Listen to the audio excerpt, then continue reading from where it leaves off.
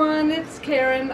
It's Sunday. I'm in the studio. I'm going to paint. I'm just back from a wonderful trip to New England. We did a cruise along the New England coast up to Quebec City. So I'm going to paint in just a minute, but I had a great question while I was away, and I love, by the way, I love your questions, so keep them coming. They give me great ideas for posts and for videos and things like that. So I may not get the answer to you right away, but believe me, I am keeping a list of questions. But I had a great question this week from someone who asked, how do I mount my paper, my UArt paper? And so there's a two-part answer to that question. The first is I don't usually mount my paper. Actually, we'll talk about the mounted papers in just a second, but what I usually do is just use the UArt paper unmounted, which is less expensive. I get the full sheet, 18 by 24, and I cut them to the sizes I want. And I use white artist tape to tape the paper to a piece of foam core board when I paint. White artist tape is different from regular masking tape. It removes very easily, but yet it sticks nicely.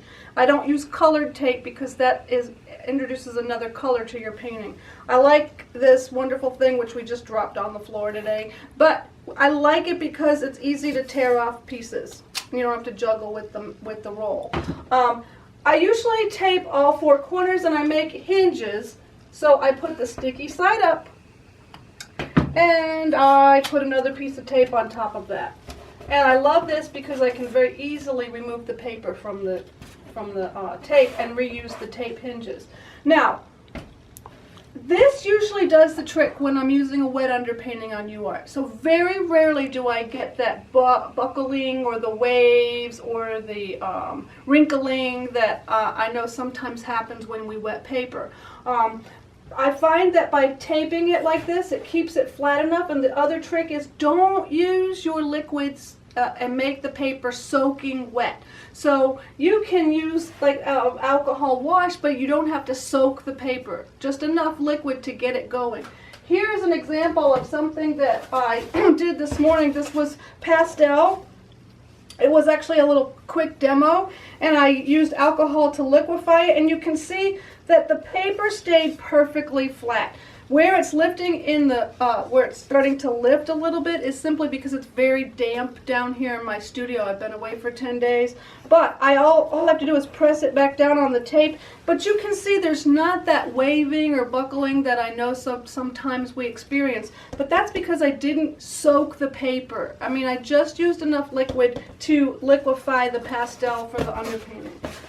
But I know sometimes I do like to use mounted paper. So first of all, you should know that UArt has their own mounted surface. This is a new product. So it is on a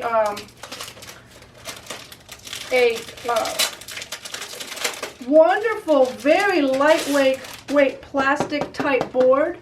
You can see how thin it is. And you can see the back of the board. It's kind of a plasticky surface. And it's beautifully mounted. I absolutely love this new product from UArt. And if I could afford it, I would do every single painting on this. Okay, but I save it for the good ones, or the ones that we hope to be good. But I love this product, so definitely give it a try.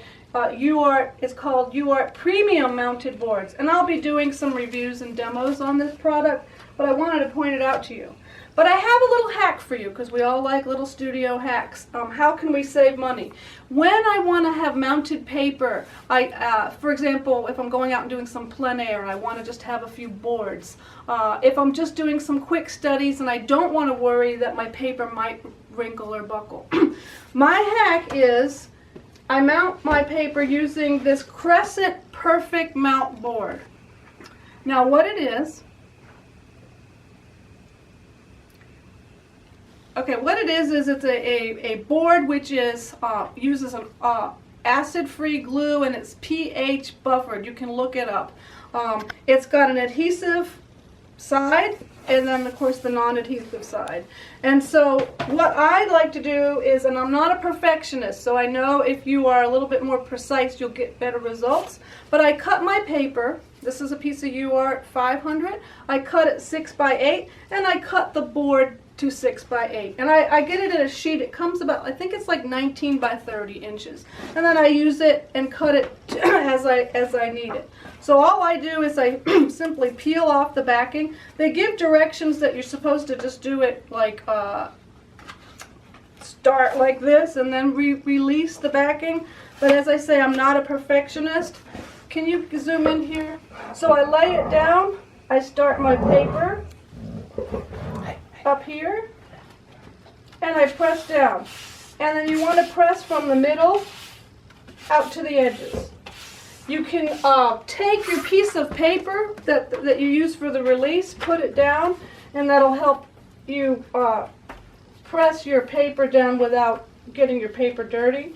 Now, they recommend, oh, here you have a beautiful now mounted board for a very inexpensive cost.